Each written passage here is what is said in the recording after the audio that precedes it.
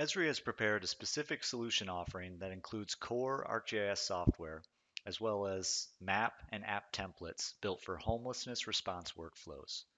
These maps and apps help agencies, service providers, and COCs conduct point in time counts, inventory and locate homeless services, report homeless activity, and analyze factors related to homelessness. They're designed to work together as one integrated system that supports the community's overall effort to assist people who are homeless or at risk of becoming homeless. Today, I want to take some time to show you some of the components of this solution. The first solution that I want to show you is our homeless point in time count survey.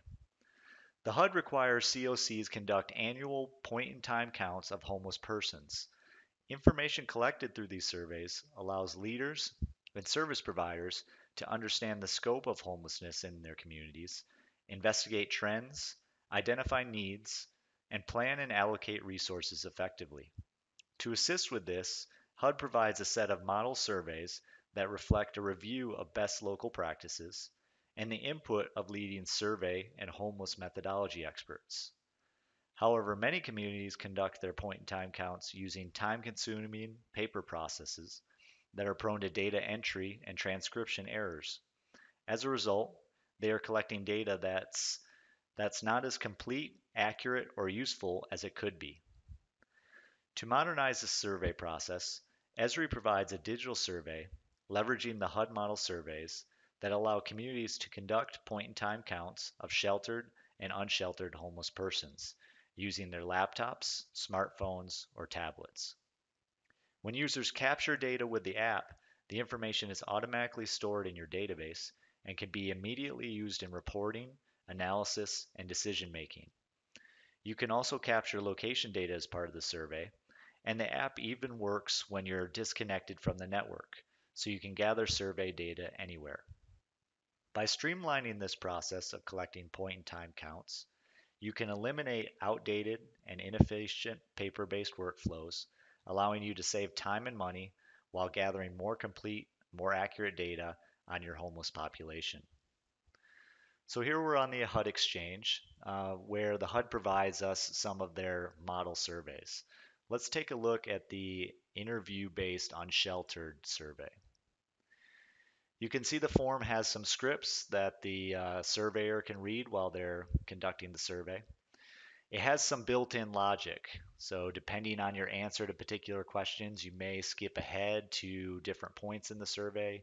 You may ask additional questions based on their response, or you may end the survey at that moment and switch to a different form. So for example, if the person doesn't want to be interviewed, then you would move on to the observation-based tool. Well, we wanted to take this paper-based form and convert it into a digital survey that one would improve the accuracy of the information that we're capturing because we're taking it right into a database, but also allow us to streamline some of this logic and build it into the form. So the surveyor doesn't have to know which questions they need to skip ahead to. The survey, the digital survey, will present the right questions depending on their responses. So here is the homeless count survey. Um, what we're using is a configuration of survey 123 for ArcGIS.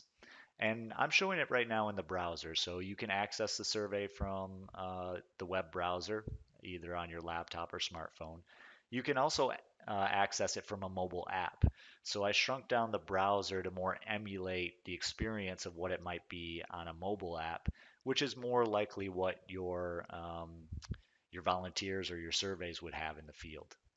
So let me go ahead and refresh this page. What we're going to see is the survey is going to update with the current timestamp, so that information is automatically captured. Let's go ahead and fill out the survey so I can show you some of the logic that's built in. The first question is asking if the person is in a shelter. So this is going to get at whether we're conducting an unsheltered or a sheltered survey. If I select yes, it's going to ask me some additional questions, such as what is the name of the shelter and what is the type. Let's say we're doing an unsheltered survey, so I'm going to say no there. The next question is going to ask if I'm able to survey this person. This is getting at whether we're going to do an interview-based survey or an observation-based survey. If I were to say no, it's going to provide me some information, instructing me on how to capture the information. I'm going to capture information about each member in the household to the best of my ability based on what I observe. In this case, let's go through the interview-based survey. Next, we have some of that built-in script that you saw on the model survey from the HUD that we can read to the individual that we're surveying. I'm going to say that they are willing to be surveyed, and they haven't already been asked these questions. This is so we don't double count them. We're going to find out whether they're actually sleeping in an unsheltered location and verify that. Next, we're going to identify how many adults and children are a part of the household. This is going to trigger a set of repeated questions that we're going to ask to each member in the household. So if I were to say there were 2 adults and 1 children, it would give me 3 sets of repeated questions that I would ask to both the adults and the children. For the simplicity of this demonstration, let's go ahead and just say 1 adult. Next, I'm going to fill out the household question. So I'm going to ask that individual these different questions. I can skip these 2 questions about their relationship to the original person. I would do that for the second and third person if I was filling that out. How old are they? If they're an adult, this is going to trigger additional questions that I'm only asking to people over the age of 18. Indicate ethnicity. Race is a multi-pick, so I can select multiple. If I select other, it's going to prompt me to specify the other race. Gender. Here's a question about pets. So this is a new question that we added to the survey form that the HUD doesn't include in their model surveys.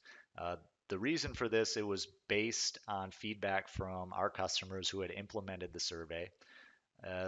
The feedback that we got was when determining whether to place someone in an emergency shelter or more transitional housing, it was important to understand whether that person had pets because that would determine where they placed that person.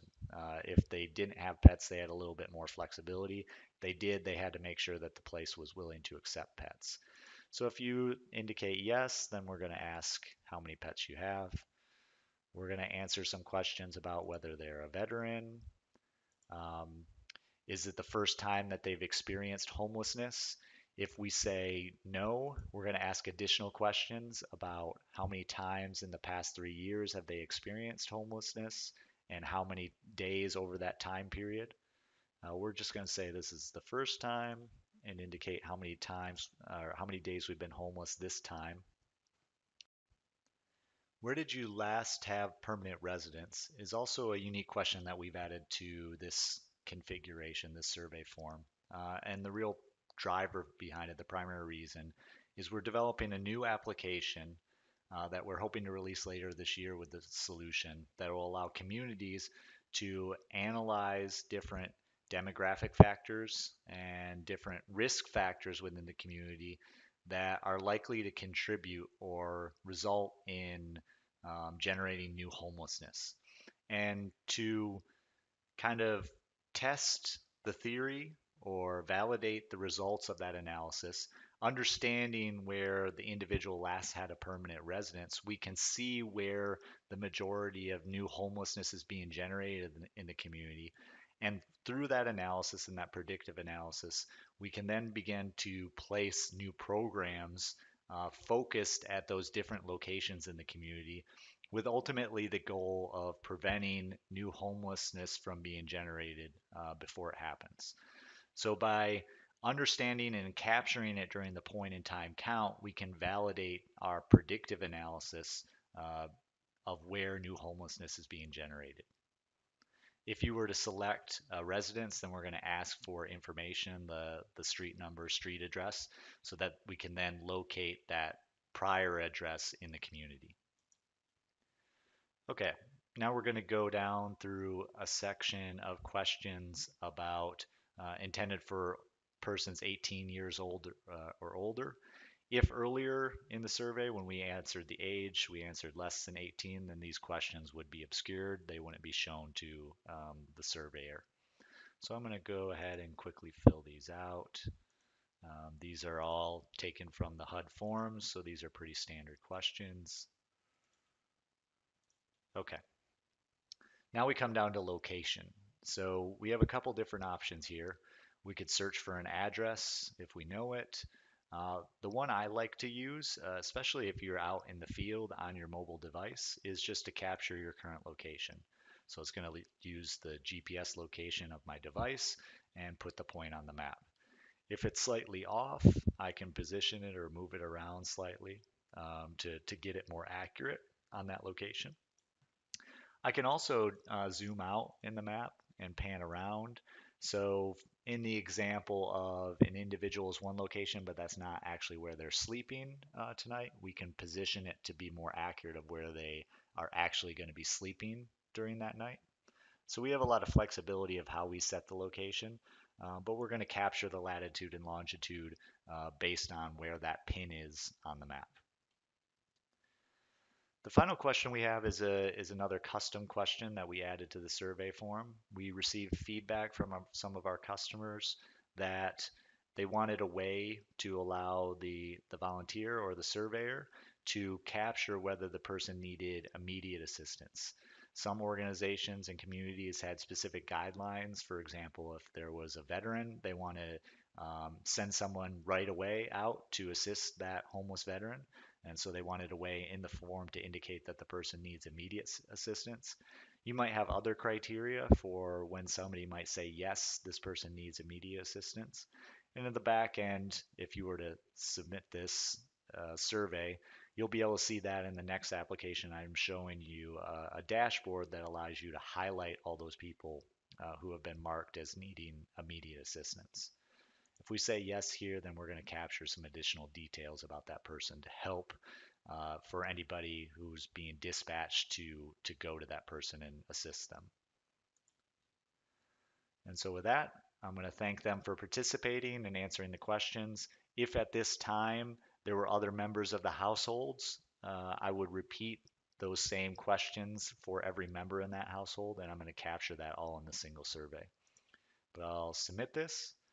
And this is going to submit back to my database. So I have captured all of that information. And now I can begin to query on it, report on it, and do a lot of things that I might want to do. One thing that I want to stress about this survey is we showed you a configuration based on the HUD model survey and additional questions that we added out of the box based on feedback we received. But you have the opportunity when you download this survey to customize it for your needs. You can add your own custom questions. You can remove questions that we have in there that you don't find necessary. You can add some of that additional custom logic. So if you answer yes to a question, show 3 additional questions.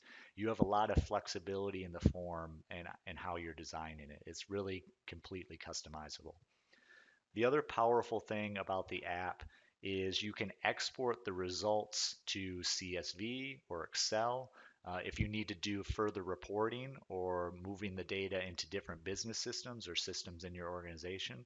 So you have access to all the raw data to do all that work. But I want to show you a configuration of an application that's already available for you that you can use to start exploring some of the data. And that's the homeless count dashboard. So this is a pre-configured map-based dashboard that highlights specific key performance indicators that are relevant to homelessness and updates in real time based on the results of a point-in-time survey. So this dashboard is connected to the same service that's driving that survey. So as new information is coming in, this dashboard is going to update in real time. So you could imagine this dashboard being up on a big monitor in the operations center, allowing you to have a high level overview of how the count is going, seeing some basic demographic information such as the breakdown of adults, children, and veterans, the age distribution, race, and gender. You can see a breakdown of sheltered versus unsheltered. And we also have a map embedded in here that gives me an idea of where the the majority of the homeless people are being found. You can see I have a couple hot spots here and here. These represent different shelters in the community, but we also have a good heat map here in the community representing where the unsheltered homeless are being found. So I can use this heat map to understand where there's densities, and it also might help to indicate potential areas that are not being counted very well, or we don't have enough volunteers focused because we're not getting a lot of results in those areas. So I can use this dashboard passively, but I can also interact with it. So if I'm interested, for example, in all the female homeless population, I can select that item in the pie chart. My numbers reflect those updates. I can also filter by age range to further filter it down. I have some additional filters here on the left-hand side. So one common one is I want to identify all my veterans. So I can filter for just the veterans in the community. And then I can also filter for those veterans who have been homeless 4 or more times in the past 3 years. So the chronic veteran homeless population. So you can see that kind of limits it down to 4 individuals. So these might be particular individuals that I want to focus on, and maybe even tonight or immediately go out and send somebody to assist them. What's really nice about this dashboard, similar to the Survey 123 config, is when you deploy this in your organization, you'll get this base dashboard and it will just work with the survey. But you can also add your own custom widgets and controls to the dashboard. If you have additional questions, such as who are all the people with pets or how many pets, you could add that indicator in this dashboard. You can remove things, you can move things around. So there is a really nice kind of editing experience that allows you to define what you want to show in the dashboard. So you have a lot of flexibility and capabilities that are available for you. The final application I want to show you is the Homeless Service Locator. So government, nonprofit, and health and human service organizations work together to coordinate programs designed to provide shelter, food, and other assistance to homeless people. These programs make a real difference in supporting people on the street, stabilizing their health and well-being, and moving them into permanent housing. But they're often not fully utilized by the people that need them.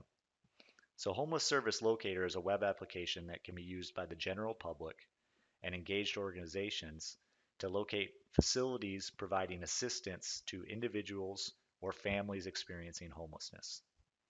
This application is typically used by the homeless and households at risk of becoming homeless to find local agencies offering services including food assistance, emergency shelter, housing assistance, health service, and life and work skill training.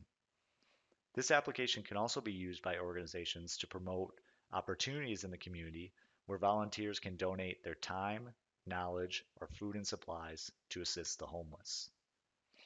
So this application is another web application. I can access it from a browser on my laptop. I can also access it on my mobile device. And the way it works is you can zoom around in the map and click on a particular location, or you can search for an address. So I'm going to search for an address here. And the application is going to put a pin down on that location and search for facilities within a given buffer distance to find all the organizations that are offering services. So we're looking within 2 miles here. I can expand this out. Let's expand it out to 4 miles. I can see the different services that are available. So if I'm looking for food assistance, I can select I can select that service. I can see a list of the organizations that are available offering food assistance. If I select the People's Resource Center, I'm going to get some more information about that particular organization. So I can find their full address, contact information, link to their website if I want to learn a little bit more, when they're open, all the services that they offer, and any additional comments that you want to provide on that organization. So this information is all customizable. You can configure what types of information you want to show in this application, depending on what information is available about that particular organization. I can then, once I've decided that's one that I'm interested in, I can get directions. So it'll give me turn-by-turn direction from the location that I searched, from my location, to that organization where I can get the assistance. So this is really nice application for you to promote the different organizations in the community that are offering services to individuals and families experiencing homelessness. It's also a great application to promote opportunities for volunteers to get involved and organizations looking for assistance with volunteering. A future enhancement that we're working on with this application is the ability to understand, especially with emergency shelters, how many beds are available or bed capacity. So that's something that we want to provide in a future release, and we're currently working on that. So with that, this was a brief introduction to some of the applications that are available in the solution, the ArcGIS solution to reduce homelessness. There's many others, but I appreciate your time and have a great day.